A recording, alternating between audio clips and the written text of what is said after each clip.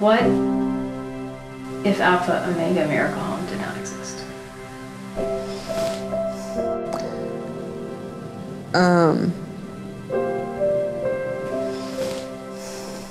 That is a good question. What if Alpha Omega Miracle Home did not exist? I want to say I'd be on the streets, but I wouldn't let that happen. So I'd probably go back to their dad, which would probably be a long-term worse off situation than being on the streets would have been. I had nowhere to go. My parents had enough. I had no one to lean on. I had no job. I had no money saved up. I had nothing. A lot of the women that come to Alpha Omega Miracle Home come with some type of baggage. They come, whether they believe it or not, with some type of abuse, whether it's verbal abuse or physical abuse. They don't know the value of themselves. They don't know their own self-worth.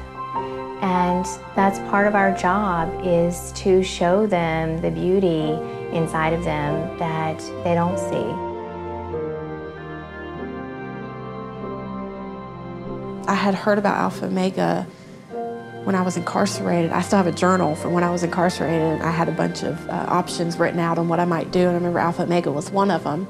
There are many wonderful charities in St. Augustine doing good work, a lot of it on behalf of homeless. And there are charities across the nation who are doing very good work.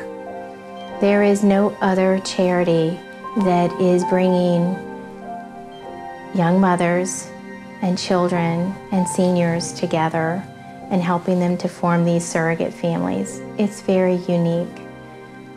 If we didn't exist, the women who are here now would be living on the street, and that's unacceptable.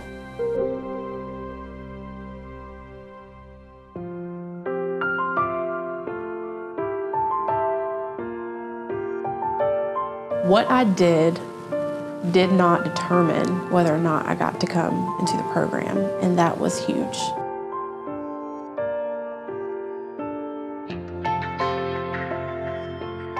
It was about what I wanted.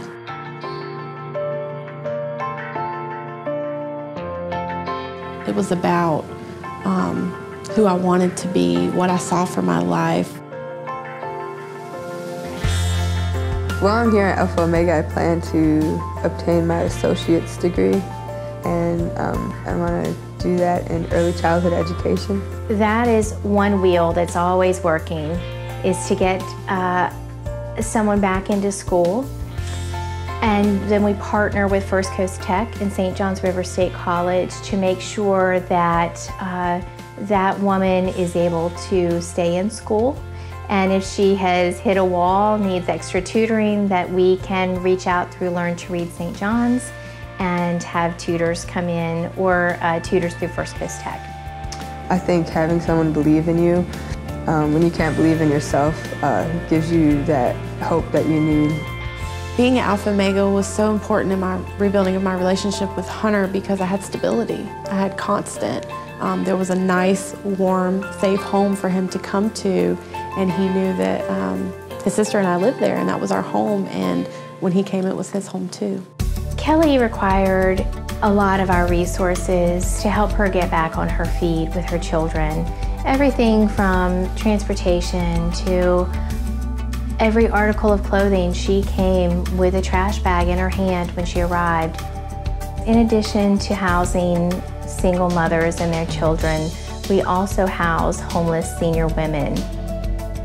These women are paired with a young mother who's also homeless, and they form a surrogate family. God is so good.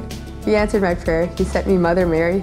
Mary is a senior resident, and they've just become wonderful friends and really had taken on a mother-daughter role. My name is Mary Waters.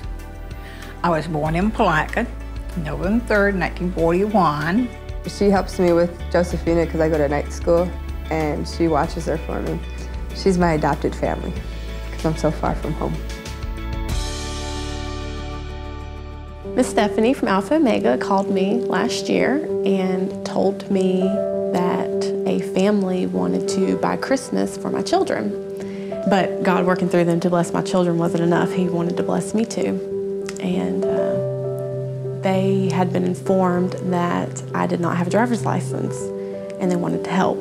At the time, I had been walking, riding my bicycle, depending on other people, or taking taxis to daycare, school, work, the grocery store. And it was just a really difficult time in my life, especially with a toddler. So Mr. and Mrs. Raines told me that if I saved half of the money for my driver's license, that they would provide the rest. For me, it's kind of like, I'm not rich. I'm far from rich. I have a little bit of money, but I work hard for my money. If $300 can make that big of a difference in someone else's life, I don't need the $300 that bad. What was a hopeless dream suddenly became an obtainable goal.